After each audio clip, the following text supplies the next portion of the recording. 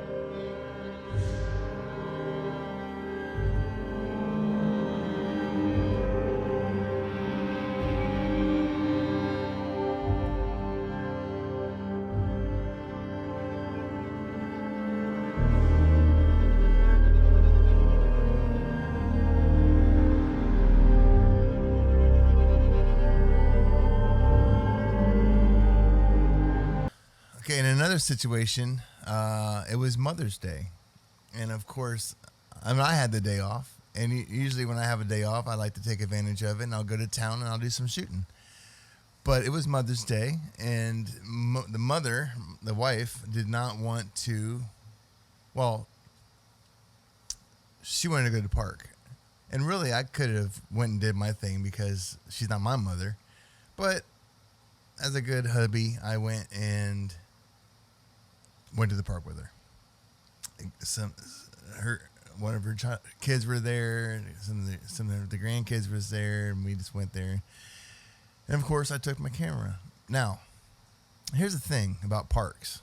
It depends on the park, but this park is kind of perfect. It's almost like a community. It's got walking trails, and there's a really cool barn and a covered bridge, and I had an interaction with some ducks that was pretty amazing. I can't even tell you. And so I basically did street photography at the park. And I mean, what's the difference between the streets of a park or the streets of the city? It's people. It's in an area with backgrounds and moments, and you just capture that. That's what we were doing. We're capturing moments. We're documenting life. And it doesn't have to be in the city. It doesn't have to be with skyscrapers. It doesn't have to be in a small town even. It can be anywhere there's people. Anywhere there's people doing people things. So here is the photos from the park. Check it out.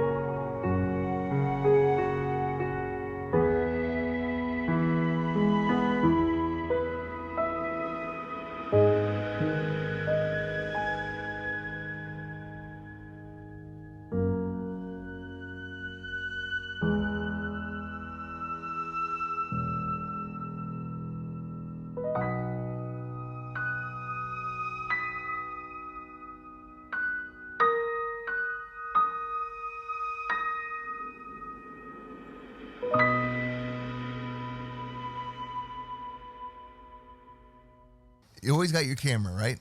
We covered that. And we have to maintain that mindset of creating art. Never just take a snapshot. I save snapshots from my phone. If I'm pulling my phone out to take a picture, it's going to be a snapshot. And there's nothing special on my phone. But picture-wise, I do not respect the phone camera. Can they do amazing photography with phones? Absolutely. But I'm an old school man. I'm a camera guy. I like my cameras, and I don't care. I don't do phones. If I did phones, I wouldn't buy a camera, and I just had the world's smallest pocketable street photography camera in the world, my phone. And it'd probably been okay, but I'm a camera guy, so I'm not doing that. Now look, the point of all this is take advantage of every situation. If you have your camera on you, which you better, If you're a photographer, you should always have your camera on you. Always practicing, always looking for light, always playing with shadows, always looking for moments, always looking for interesting things to take a photo of. And it doesn't always have to be your genre per se. It doesn't, I'm a street photographer. I'm really a documentary photographer that I practice my craft on the street because I'm documenting lives of people and generations and time, and I may take photos of abandoned buildings, or I may do some documentary projects. Like I'm working on a project now with people of addiction and homelessness. I'll get into that another time. Take your camera with you everywhere you go and take advantage every time. Create art every time. Don't just take a snapshot. 360 degrees around the subject. Get low, get high. Make it interesting. And every time you do that, all you're doing is adding onto your skill set. You're adding ammo to your arsenal. The more situations that you're reading and playing with, the quicker those reads will come. So when you're on the street and you see a situation, you know exactly how to interact with it. And speaking of interacting with your, getting your practice in and being able to innately do it, innately set your settings, make sure you watch my video from last week. I'll post a link in the description. I'll post a thing up here. It'll be up here later at the end of the video. So stick around to the end to see that. But here we are at the end now, and now it's setting time. So my favorite film simulation settings. Here we go.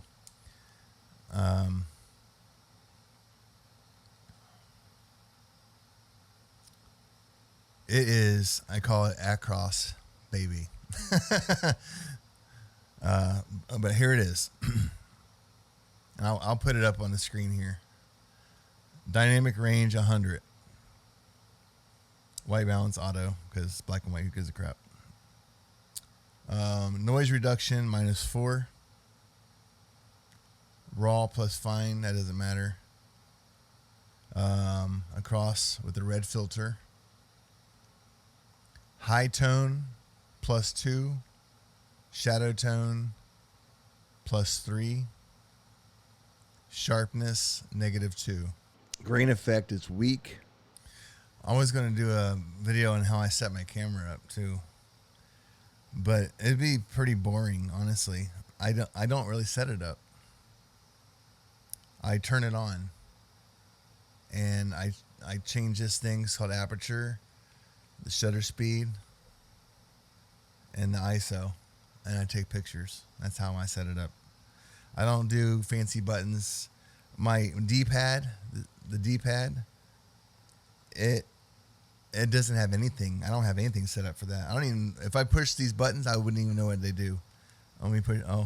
That does the drive mode where I can pick still image and continuous, and I don't use any of that. I'm one picture at a time, single focus, never continuous, sometimes manual. If I turn it to the right, it does white balance. Okay. The left button is my film simulations, so I don't touch that because it's always set at Across with the red filter. I just took a picture.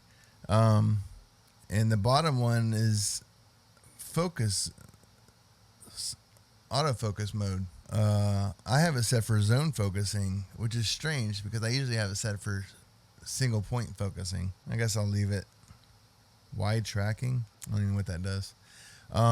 That's it. I don't have any of these buttons set up. The scroll wheel in the front, what's it do? It changes my shutter speed. I change my shutter speed with the knob on top. I don't need that. But it takes my finger off the pulse here. I don't want to do that. The back roll button doesn't do anything. If I push it in, Oh, that's how I check critical focus. If I'm looking at one of my pictures, I can push that in and it checks critical focus. I don't set it up, guys. I'm sorry. I don't care. I treat it like a film camera. What else I can tell you about? Autofocus illuminator is set to off because I don't want anybody seeing that light. Kind of gives you away. Manual peak, all that stuff's off. Mechanical shutter because I like the sound. I do have my auto ISO settings. I usually manually do my ISO, but when I do put in auto 1 is 200 to 400. Auto 2 is 200 to 1600. Auto 3 is 200 to 6400. It seems like it always wants to go to the highest one. That's why I like to do it myself. I don't trust it to make its decisions on its own. That's it. I mean, I don't know. Is there anything else? I don't suppose there is. That's it, guys. Thanks for tuning in. Thanks for watching the video. If you like this video, please hit the like button. It helps other people find this video.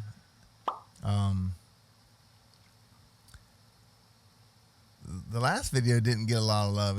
It's only got 45 views, and I suppose it's the thumbnail sucks, I guess. But I think you should watch it. Not because I want you to watch all my videos, because I think you can learn something from it if you haven't seen it. So I want to leave it right here. You can click that. See you next week. Peace.